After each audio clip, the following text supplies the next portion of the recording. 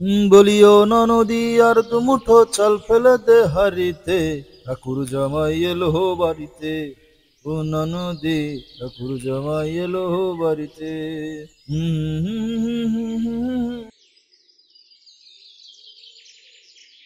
দাও গিন্নি দাও, মল্লিকের দই মিষ্টি, আহ কি শান্তি, দাও দেখিনি। দই আর মিষ্টির হাড়ি তো শূন্য, তুমি মনে হয় চুরি করে খেয়ে ফেলেছো। দেখো, তুমি আমার সাথে ইন্টু পিন্টু করবে না। ইলিশ খেয়েছি, ভরপেট একটু দই মিষ্টি খাবো, সেই মেজাজটাও নষ্ট করো না তো, দাও। আমি তোমার সাথে ইয়ার্কি মারবো কেন? যা সত্যি তাই কইতেছি, দই মিষ্টি নেই। ইয়ার কি তুমি মারতেই পারো, হাজারো, তুমি হইলা আমার একমাত্র স্ত্রী, যত খুশি আর কি মারো, আমার একমাত্র হাওয়া জানটু। স্ত্রী আবার বেশি হয় নাকি? দুগ্গা দুগ্গা, কি সর্বনেশে কথা। এই তুমি কি আমার আসল স্বামী নাকি ভূত টুত? হ্যাঁ, কি সব আবল তাবল কথা বলছো? আমার গায়ের সিমটি কেটে দেখো, আমি তোমার আসল স্বামী। উ তাই তো, তুমি দেখি সত্যিই আমার আসল স্বামী। ওহ, শেষ পর্যন্ত বুঝলে। তা মিষ্টি দইগুলো কে খাইলো? আমি কিন্তু খাই নাই। কি কইতেছো? তাহলে এতগুলো মিষ্টি কই গেল? বুঝতে পেরেছি। কে দই মিষ্টি খেয়েছে জানতে পারছি। কে কে কে গো? কে খেয়েছে? কে আবার? নিশ্চয়ই ইলিশ চোরেরা। কি কও? হ্যাঁ। তাহলে তো বিপদ। কেন কেন? ওরা তো আমাদের কিছু খেতে দিবে বলে মনে হচ্ছে না। ওদেরকে তেলাপোকা মারা ওষুধ খাওয়াতে হবে। অন্য কিছু করো। শোনো, বিষে বিষ ক্ষয়, ভূতেরা তেলাপোকার ঔষধ খাবে না। কেন কেন? আমরা যা খাই সেটা তো ওরাও খায়। একদম একদম। তুমি বরং দই আর মিষ্টি আরো বেশি করে কিনে আনো, আমরাও খাবো আর ওদেরও ধরবো। তোমার বুদ্ধি আছে গো গিন্নি, আমি যাই। শোনো, আবার কি? 2টা মাটির হাড়ি নিয়ে আসবা। হারিয়ে দিয়ে কি করবা? এইবার ভূতগুলোরে মাটির হাড়িতে পুরে রাখবো, যাতে আর ভবিষ্যতে কিছু না করতে পারে। বাহ বাহ, আমি যাইতে। এই নে। আহ কি শান্তি, আর একটা দে। কিরে, থামলি কেন? ওই দেখ, সুদের মটকু। আমরা যে মিষ্টি নিয়েছি, বেটা মনে হয় টের পেয়েছে। পেলে পাক মনে হয় নতুন ফোন দিয়ে আসছে। তাহলে তো বিপদ। চল ফলো করি। আমার কিন্তু ভয় করে। তুই তো ভূতের নামে কলঙ্ক, মানুষ ভূতকে ডরায়, আর তুই মানুষকে ডরাস। তাও ঠিক, চল তো দেখি। আরে দাদা তুমি আর কইও না, তোমার বৌদির হাড়ি কিনতে আসলাম। কয়টা লাগবে? 4টে। 4টা? না না, 5টা। 5টা কেন? আরে শ্বশুর বাড়ি মিষ্টি দই পাঠাতে হবে। 5 হারিয়ে। দাদা শালা শালি আছে 3জন, শ্বশুর শাশুড়ি আর আমার বাড়ি। বুঝেছি, নতুন কোনো সুখবর আছে নিশ্চয়। দাদা ঠিক আছে, দিতেছি। 3 হাড়ি। শোন, 3 হাড়ি আমরা 3জন নিব। আমার তোমাদের ভাগ থেকে বেশি দিও। হাড়ি দিয়ে কি করে সেইটা দেখ, তারপর ভাগাভাগি করবি। তুই সাবধান, দূরে দূরে লুকিয়ে দেখবি, সুধীর মোটেও যেন টের না পায়। দাদা এত হাড়ি কেন? তোমার দোকানে সব মিষ্টি কিনবো। কি কর? শোনো, এদিকে আসো। কি দাদা? আরো কাছে আসো। তোর কথা ঠিক, আমার মিষ্টি নিচ্ছে। আহারে, আবার খাবো। আস্তে প্ল্যান কর, কেমনে কি করবে। চল চল। গিন্নি, কই তুমি?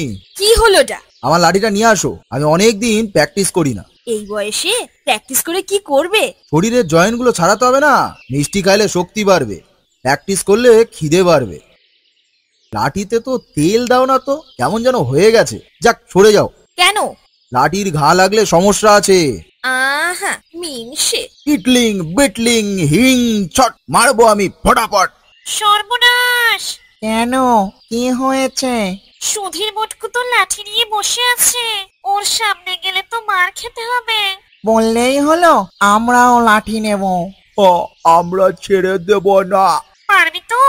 অবশ্যই পারবো। যদি না পারিস? দরকার হলে আমার সব ভূত সম্প্রদায়কে ডাক দিব।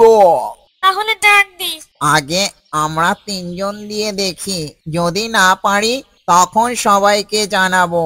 ভূতু, যা লাঠিটা নিয়ে আয়। তারা একটু প্রস্তুত হয়ে নে। চল চল চল। উদ্য গগনে পাজামা দল, নিম্নে উতলা ধরণী তল। চল চল চল। আরে রে রে রে রে রে রে রে রে রে। হারে হারে করতেছো কেন? মিষ্টি খাবো তো, তাই পেটটা খালি করে নি। তাই বলে 3টে হাড়ি সহ খাবে? হ্যাঁ, আমার শরীরে খুব খিদে। যাও আরো হাড়ি নিয়ে আসো। আনতেছি। চল চল চল উদ্য গগনে বাজে মা দল, নিম্নে উতলা ধরণী তল। চল চল চল। গিন্নি কি? গিন্নি, ঝাড়ুটা হাতে না। আমরা 3জন, তুই একা। আমাদের সাথে তুই পারবি না।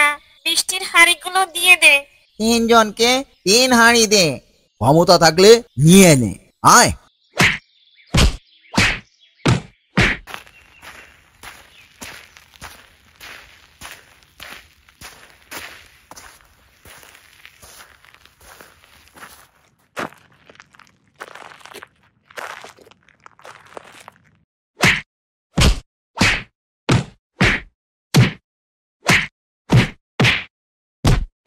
থামো থামো থামো থামো।